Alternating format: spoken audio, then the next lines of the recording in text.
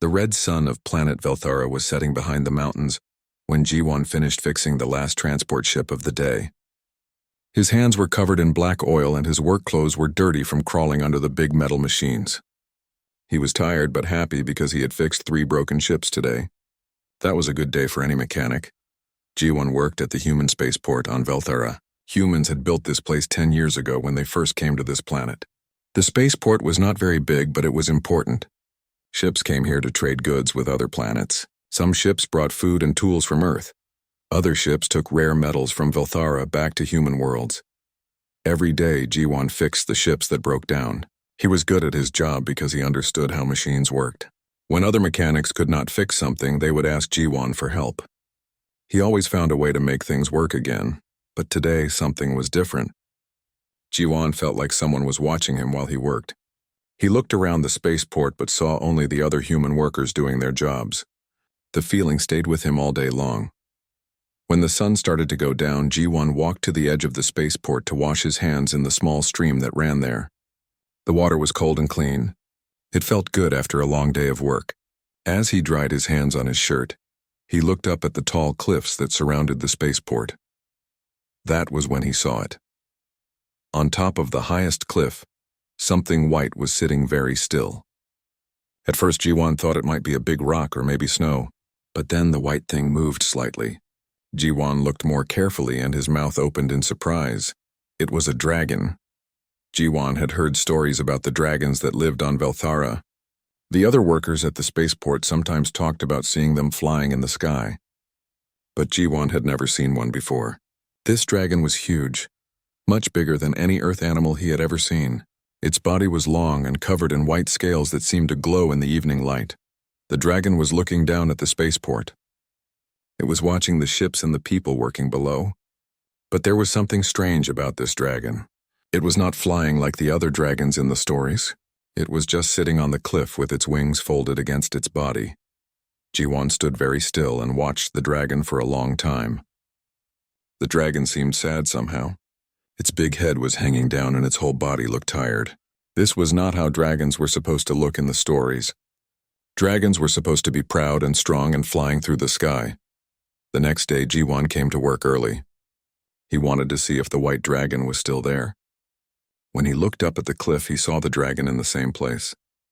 It was sitting in exactly the same position as yesterday, watching the spaceport below.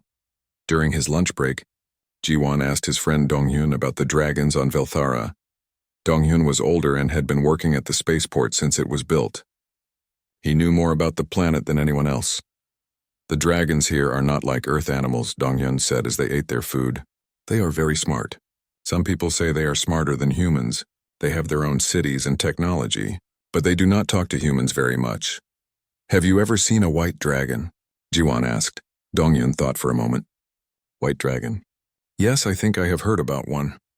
The other workers sometimes see it on the cliffs, but it never flies. Some people think it might be sick or hurt. This made Ji-won feel sad. The idea of a dragon that could not fly was very sad to him. Dragons were meant to fly. It was what made them special and different from other creatures. For the next week, Ji-won watched the white dragon every day. It came to the same spot on the cliff every morning and stayed there until the sun went down. It never moved very much. It just watched the ships taking off and landing at the spaceport. Ji-won began to understand why the dragon looked so sad. It was watching the ships fly because it could not fly itself. The dragon was stuck on the ground while everything else around it could go up into the sky. One day a big cargo ship was taking off from the spaceport. The ship was very loud and shot bright flames from its engines as it climbed into the sky. Ji-won looked up at the cliff and saw the white dragon watching the ship very carefully. The dragon's head followed the ship as it got smaller and smaller in the sky. When the ship disappeared, the dragon put its head down again. It looked even sadder than before. That night, Ji-won could not sleep. He kept thinking about the white dragon sitting alone on the cliff. He thought about how it must feel to watch ships and other dragons flying while being stuck on the ground. Ji-won knew what it was like to have something important taken away. When he was young, his father had been a pilot. But his father got sick and could never fly again. Ji-won remembered how sad his father had looked when he watched other pilots taking off. Maybe the white dragon felt the same way. The next evening, instead of going home after work, Jiwan made a decision. He gathered some of his tools and put them in a backpack. Then he started climbing up the rocky path that led to the top of the cliff where the dragon sat. The climb was hard and dangerous. The rocks were sharp and loose. Several times Jiwan almost fell, but he kept going because he wanted to meet the dragon. He wanted to help if he could. When Jiwan finally reached the top of the cliff, he was breathing hard and his clothes were torn from the sharp rocks. But he had made it. The white dragon was sitting just a few meters away. The dragon was even bigger up close than it had looked from below. Its scales were beautiful, like white pearls that caught the light of the setting sun. Its eyes were golden and very large. When the dragon saw Jiwan, it did not move away or seem afraid. It just looked at him with those big golden eyes. For a long moment, neither of them moved. The human and the dragon just looked at each other as the sun went down behind the mountains. The white dragon and the human mechanic looked at each other for a very long time. Neither of them moved or made any sound. The only noise was the wind blowing across the cliff and the distant sounds from the spaceport below.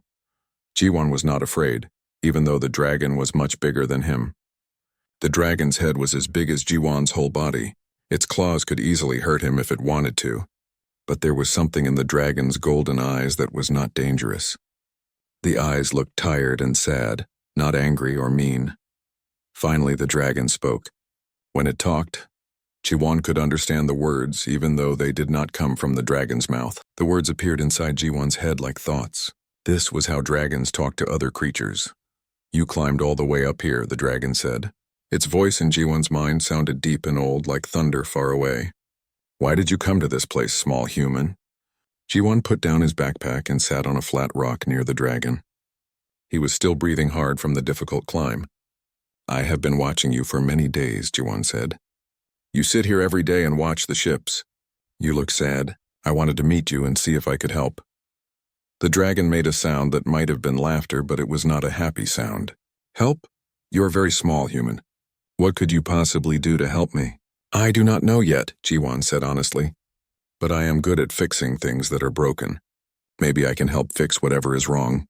The dragon was quiet for a long time. It looked out over the spaceport where the lights were starting to come on as darkness fell. "My name is Beko," the dragon finally said. "I have been coming to this cliff for 3 months now. I watch your flying machines because I remember what it was like to fly." "Remember?" Jiwan asked. "You cannot fly now?" Beko's big golden eyes looked very sad. "I have not been able to fly for 3,000 years, small human. I am broken in a way that cannot be fixed. The greatest minds of my people have tried to help me." Nothing worked. Jiwan felt his heart hurt for the dragon. 3,000 years was longer than humans had even existed on Earth. He could not imagine being unable to do something he loved for such a long time. "What happened to you?" Jiwan asked gently. Beko was quiet again. The wind blew stronger and made a lonely sound across the cliff. Finally, the dragon began to tell his story. "Long ago, there was a great war," Beko said. "My people fought against creatures called the Void Swarm. These creatures came from empty space between the stars. They wanted to destroy all life everywhere. The war lasted for many years." Jiwan listened carefully. He had never heard about this war before. Humans had only been traveling in space for a few hundred years. This war happened long before humans even knew other creatures lived among the stars. "I was a young dragon then," Beko continued. "I was proud and strong and fast. I could fly between planets in just a few days. I could fold space around me and travel great distances very quickly. Flying was the most important thing in my life." The dragon paused and looked down at his folded wings. Even in the darkness, Jiwan could see that something was wrong with them. They did not look the same as the wings he had seen on other dragons in pictures. "During one battle, I was hurt very badly," Beko said. "The Void Swarm creatures damaged the part of my body that lets me fly. Dragons do not fly the same way as your machines. We use special organs inside our bodies to control gravity and space. These organs connect to our minds through our nerves." Jiwan was fascinated. He knew that dragon flight was different from human technology, but he had never heard exactly how it worked. "The creatures hurt my nerves," Beko said. "The connection between my mind and my flight organs was broken. Without that connection, I cannot fly. I am like a ship with no engine." This made sense to Jiwan. As a mechanic, he understood how important connections were. If the wires between a ship's computer and its engines were cut, the ship could not fly even if everything else worked perfectly. Your people could not fix the nerves? Jiwan asked. They tried everything, Beko said. Our medicine is very advanced. We can heal almost any injury, but the damage to my nerves was too severe. The doctor said the connections could never be repaired. Jiwan thought about this problem. In his work, he often had to deal with broken connections. Sometimes the original wires could not be fixed, but new wires could be run to replace them. Have your doctors tried to make new connections instead of fixing the old ones? Jiwan asked. Beko turned his huge head to look at the small human. What do you mean? Well, Jiwan said slowly, when I fix ships, sometimes the original wires are too damaged to repair. So I run new wires around the damaged part. The signal can still get through just by a different path. That is not possible with living bodies, Beko said. Nerves are not like your metal wires. They cannot be replaced, but Jiwan was not so sure about that. He had learned that many things people said were impossible were actually just very difficult. Sometimes a new way of thinking about a problem could find a solution that no one had tried before. Would you let me look at your injury? Jiwan asked. I know I'm not a doctor, but sometimes a fresh pair of eyes can see things that others miss. Beko was surprised by this request. For 3,000 years, many doctors and scientists had examined his injury. They were all much smarter and more educated than this young human mechanic. What could he possibly see that they had missed? But there was something about Jiwan's honest face and determined voice that made Beko want to trust him. The human had climbed a dangerous cliff just to talk to a sad dragon. Maybe he deserved a chance to try. Very well, Beko said. You may look. But do not hope for too much, small human. I learned long ago that hope can be more painful than accepting what cannot be changed. Jiwan smiled and opened his backpack. Inside were some of his diagnostic tools from the spaceport. They were made for examining ship systems, but Jiwan thought they might work on dragon biology too. As he prepared his equipment, Jiwan felt excited. This was the biggest challenge he had ever faced. But he had always believed that every problem had a solution. You just had to be smart enough and patient enough to find it. Beko slowly stretched out his left wing for Jiwan to examine. The wing was enormous, much bigger than Jiwan had expected. When fully extended, it was almost 30 meters from tip to base. The wing looked like it was made of thin white leather, but Jiwan could see it was much more complex than that. Under the wing's surface, there were thousands of thin lines that glowed with a soft blue light.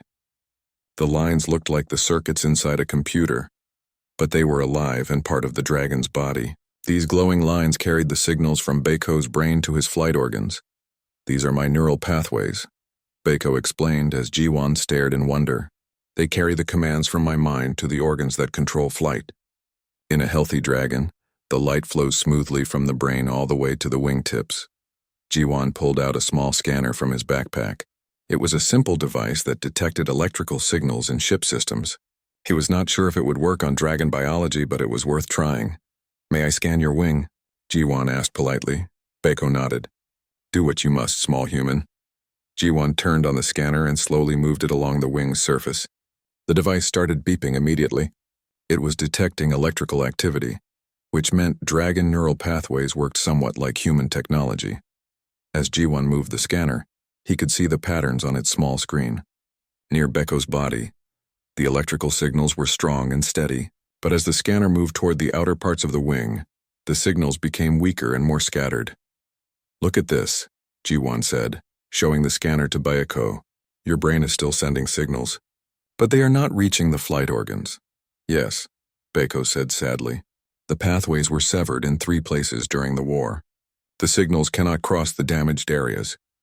Jiwan continued scanning and found the 3 damaged spots that Beko had mentioned. On the scanner screen, these areas showed up as dark zones with no electrical activity at all. It was like looking at broken wires in a ship's electrical system. But as Jiwan scanned more carefully, he noticed something interesting. Around the damaged areas, there were many small electrical signals that seemed to be moving in random directions. What are these smaller signals? Jiwan asked, pointing to the scanner display.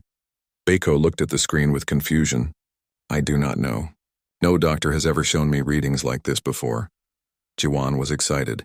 His simple human scanner was showing him something that advanced dragon medicine had missed. The smaller signals looked like new neural pathways that had grown around the damaged areas. I think your body has been trying to fix itself, Jiwan said. These small signals look like new nerve connections. Your brain has been growing new pathways for 3,000 years, trying to find a way around the damage. Beko's golden eyes grew wide. That is impossible. My doctor said no new growth was detected. Maybe their equipment was too advanced, Ji-won suggested. Sometimes simple tools can see things that complex ones miss. These new pathways are very small and weak. Your doctors might have been looking for big changes and missed the small ones. Ji-won spent the next hour carefully scanning every part of Beko's wings. What he found was amazing. There were hundreds of tiny new neural pathways all around the damaged areas. They were like small streams trying to flow around big rocks in their path. The problem is not that your body cannot heal, Ji-won explained. The problem is that these new pathways do not know where to go. They are trying to reconnect to your flight organs, but they cannot find the right connections. Beko listened carefully to everything Ji-won was saying. For 3,000 years he had been told that his injury could never be healed. But this young human was suggesting something completely different. Even if what you say is true, Beko said carefully, how could these small pathways be connected to my flight organs? They are too weak to carry the signals needed for flight. Ji-won smiled. This was exactly the kind of problem he loved to solve. In ship repair, we use something called signal amplifiers. When a wire is too weak to carry a strong signal, we add a device that makes the signal stronger. You think such a device could work with living neural pathways? Beko asked. Not exactly the same device, Ji-won admitted, but the principle could work.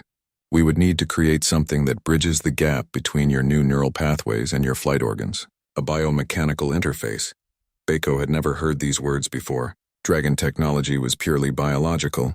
They did not combine living tissue with mechanical devices like humans did. Explain this biomechanical interface, Beko requested. Ji-won pulled out a small notebook and began drawing simple diagrams.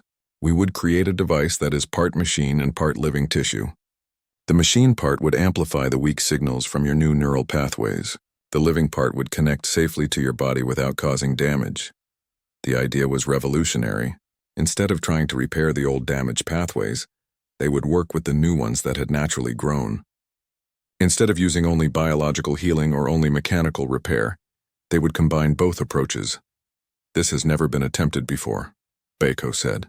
The combination of dragon biotechnology with human engineering. My people would think it is impossible. My people would probably think it is impossible too, Ji-won said with a grin. But just because something has never been done before does not mean it cannot be done. Beko felt something stirring in his chest that he had not felt for many centuries. It was a dangerous feeling that he had learned to avoid. It was hope. Even if we could create such a device, Beko said slowly, the surgery to install it would be extremely risky. If something went wrong, I could lose all movement, not just flight. Ji-won nodded seriously. I understand the risks, but you have been unable to fly for 3,000 years. How much longer do you want to wait? The question hung in the air between them like a challenge. Beko had spent so long accepting his fate that he had forgotten what it felt like to fight against it. I need time to think about this, Beko said finally. Of course, Ji-won replied. This is a big decision. But while you think, maybe I can learn more about dragon biology and human biomedical technology. If we decide to try this, we will need help from experts in both areas. As the night grew darker, Ji-won packed up his equipment. He had learned more about dragon physiology in one evening than any human had ever known. More importantly, he had given an ancient dragon the first real hope of flying again in 3,000 years. Will you come back tomorrow? Beko asked as Ji-won prepared to climb down the cliff. Every day, Ji-won promised, until we figure this out together.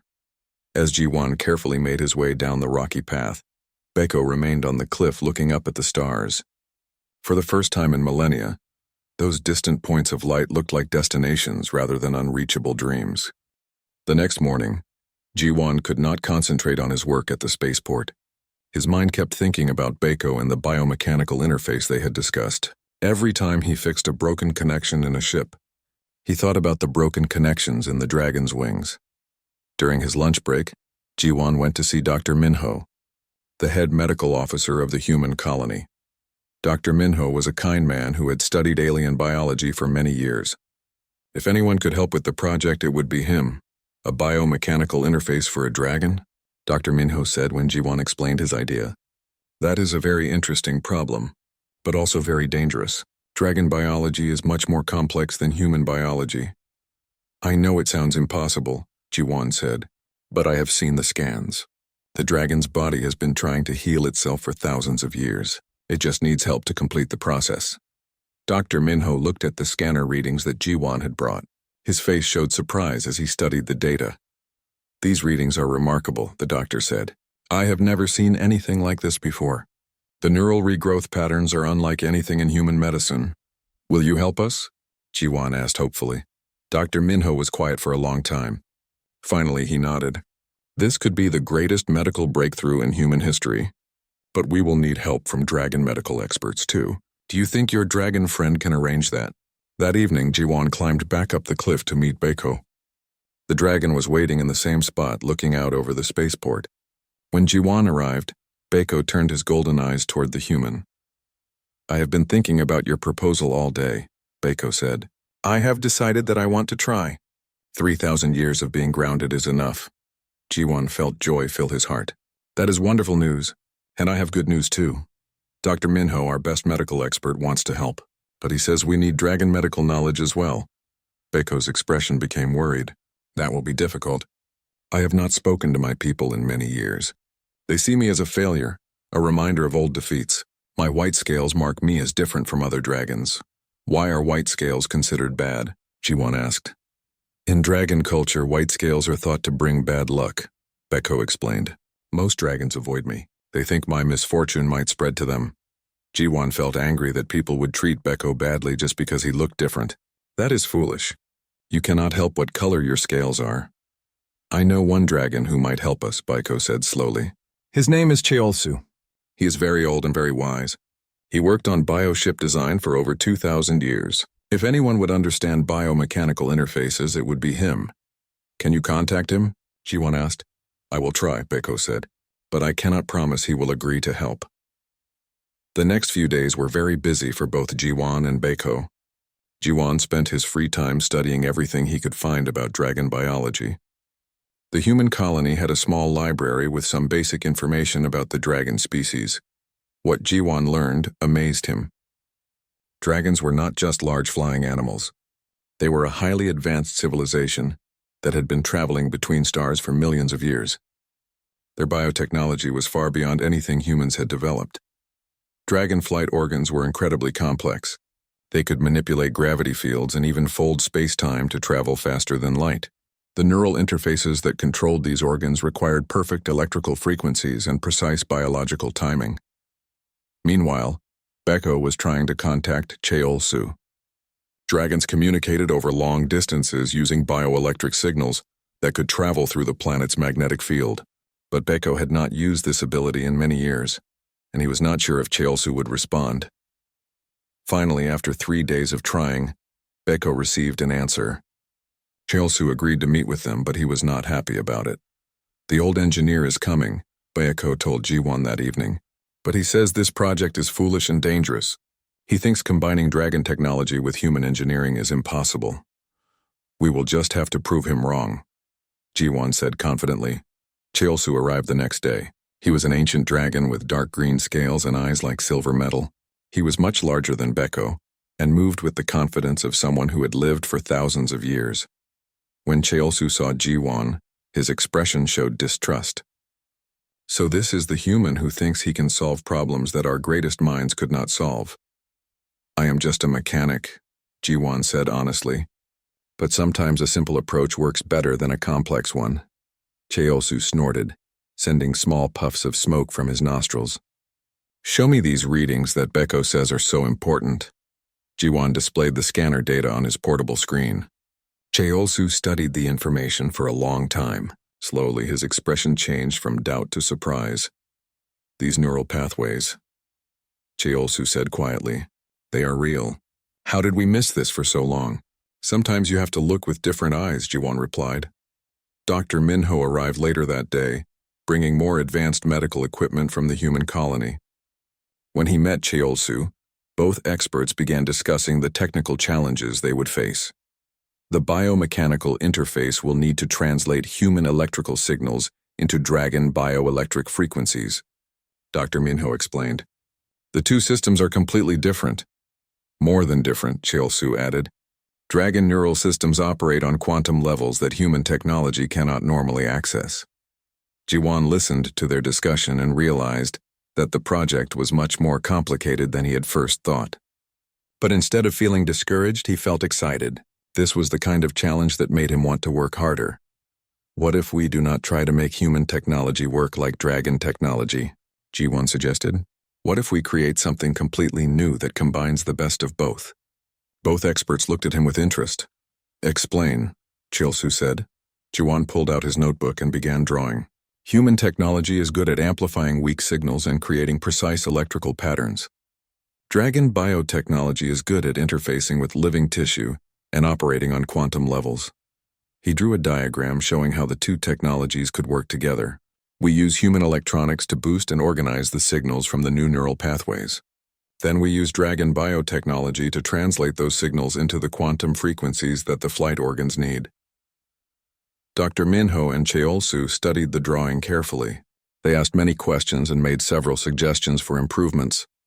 As they worked together, the three experts began to develop a real plan for the biomechanical interface. This could actually work, Dr. Minho said with amazement. It is still very dangerous, Chael-Su warned. If the interface fails during flight, the feedback could destroy Baeko's remaining neural functions completely. Baeko had been listening quietly to the whole discussion. Now he spoke up with determination in his voice. I understand the risks, he said, but I have been dead to the sky for 3,000 years. If this gives me a chance to fly again, I am willing to take that risk. The four of them worked late into the night, planning every detail of the interface design. When they finally finished, they had created something that had never existed before. A perfect fusion of human engineering and dragon biotechnology. Now came the hardest part. They had to build it. Building the biomechanical interface took 3 months of careful work. Every day the team of 4 worked together in a special laboratory that they built near the spaceport.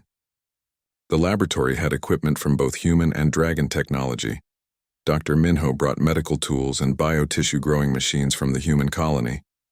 Chael-Su provided dragon biotechnology that could grow living neural tissue and create quantum-level interfaces.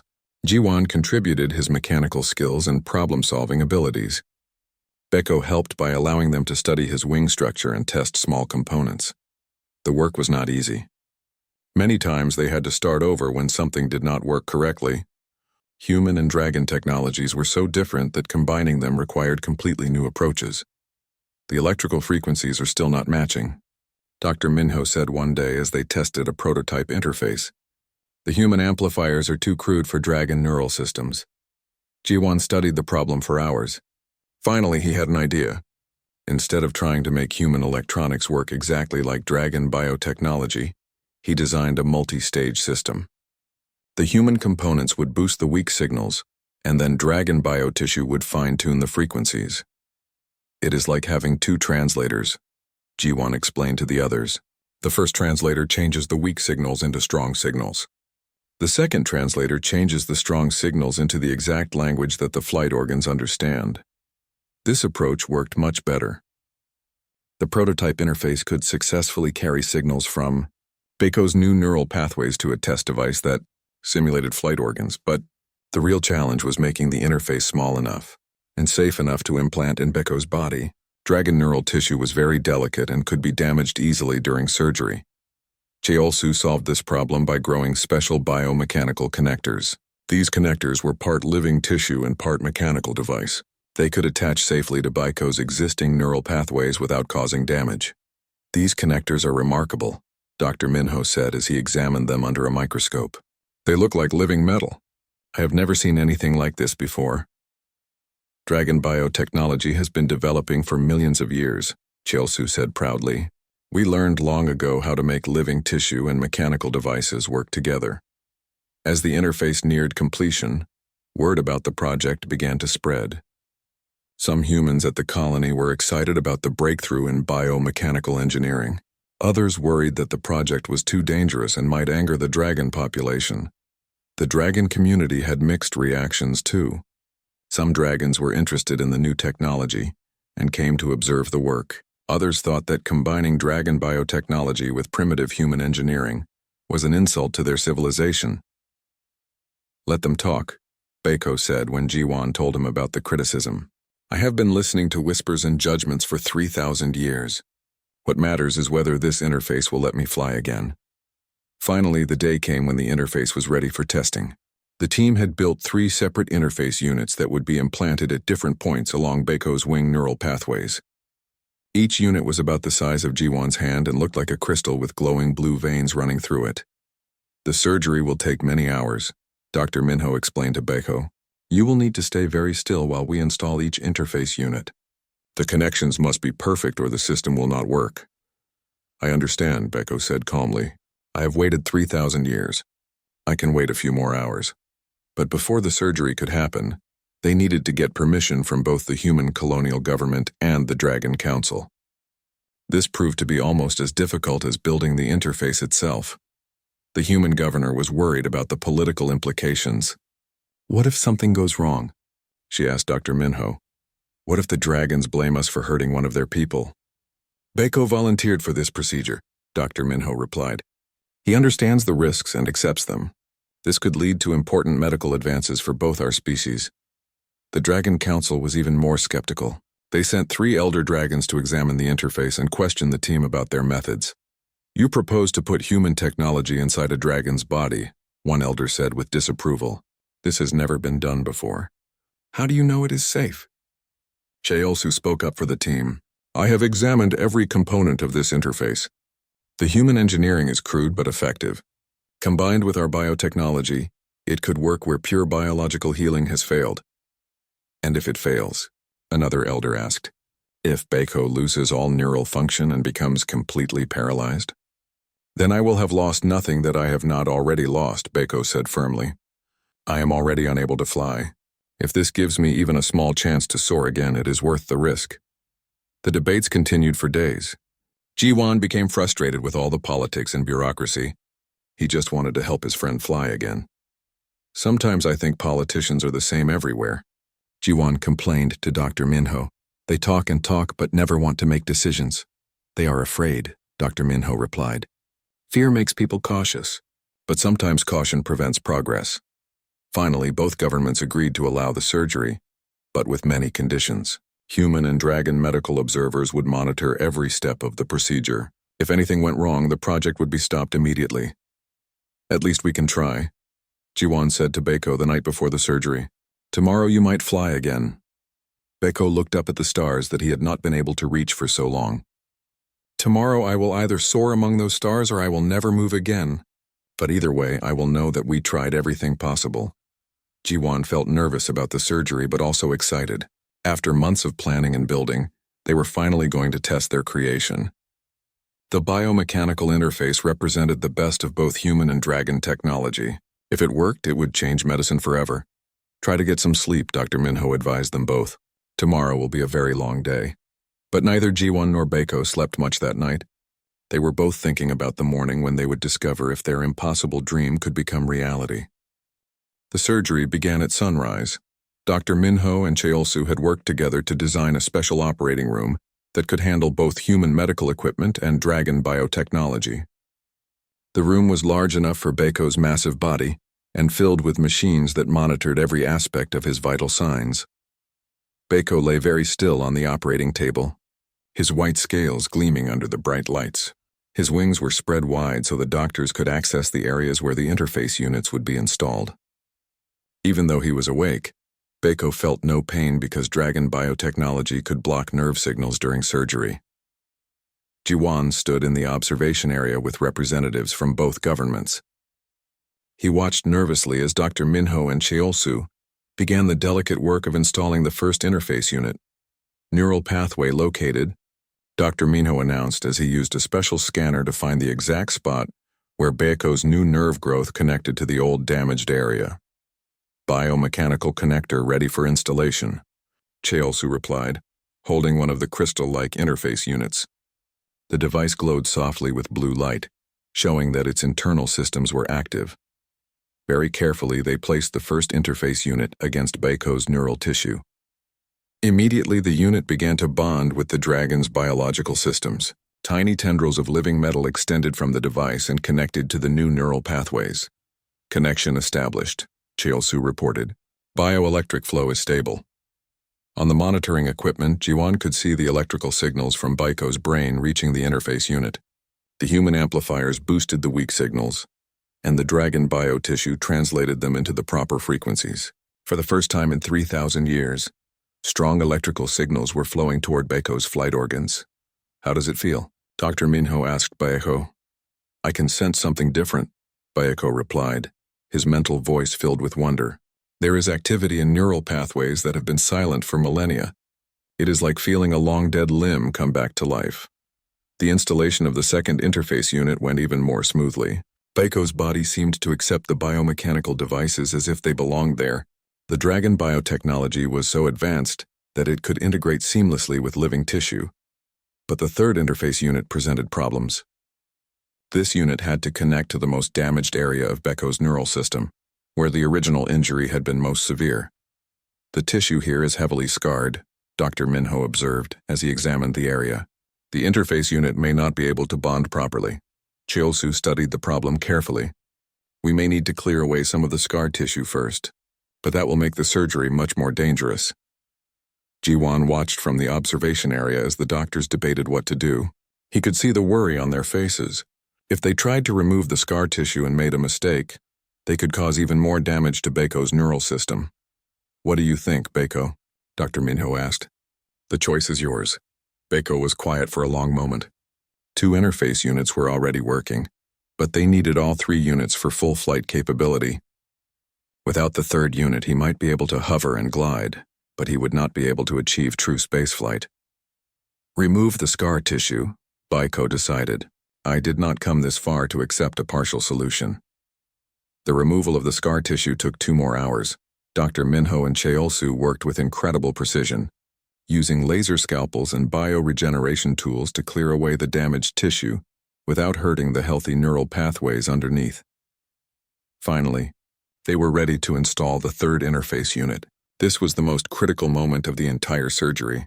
If this unit failed to connect properly, the whole system might not work.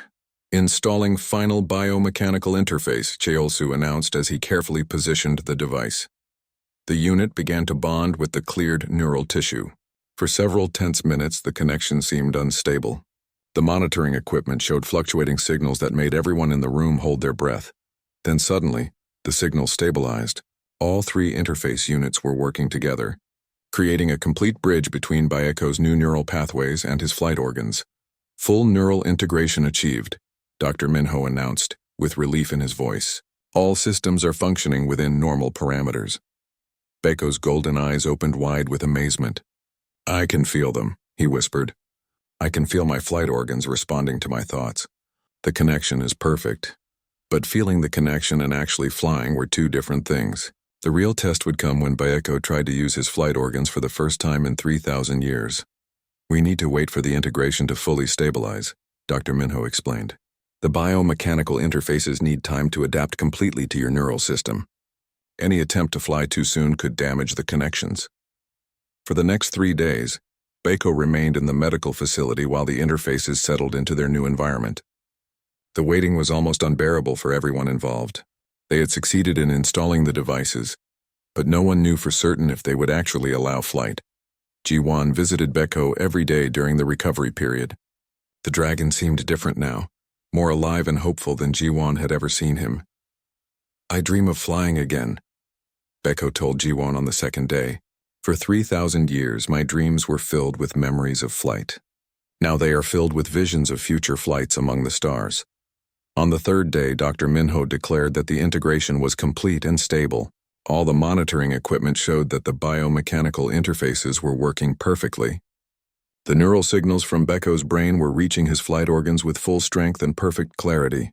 It is time for the test flight, Dr. Minho announced. Word of the test flight spread quickly through both the human colony and the dragon community. Many people gathered at the spaceport to witness this historic moment. Some came because they believed in the project and wanted to see it succeed.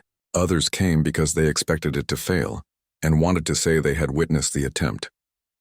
Baiko was moved to a special launch platform at the edge of the spaceport. The platform was designed to give him plenty of room to extend his wings and attempt flight without obstacles. Ji-won stood at the control station with Dr. Minho and Cheol-soo, monitoring the interface systems. Every component was functioning perfectly, but no one knew how the system would perform under the stress of actual flight. "Remember," Dr. Minho said to Beko through the communication system, "start slowly. Test the basic functions before attempting anything complex." Beko nodded and closed his golden eyes. For the first time in 3,000 years, he reached out with his mind toward his flight organs, confident that the connection would work. The biomechanical interfaces responded instantly. Power flowed from his consciousness through the new neural pathways, across the crystal bridges of the interface units, and into the ancient flight organs that had waited so long to function again. Slowly, majestically, the white dragon began to rise from the platform.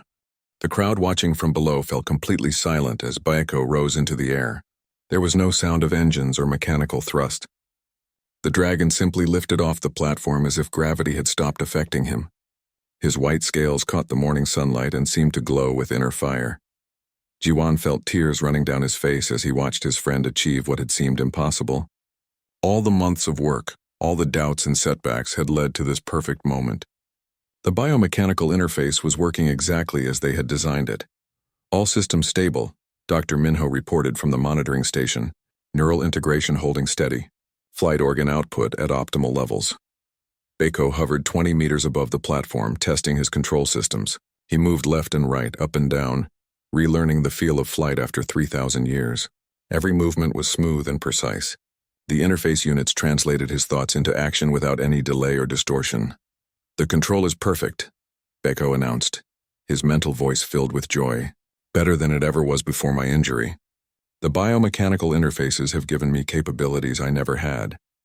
Encouraged by the successful hovering test, Beko began to move faster. He flew in wide circles around the spaceport. His massive wings spread wide to catch the wind. The dragon's flight was graceful and powerful, showing no signs of the injury that had grounded him for so long.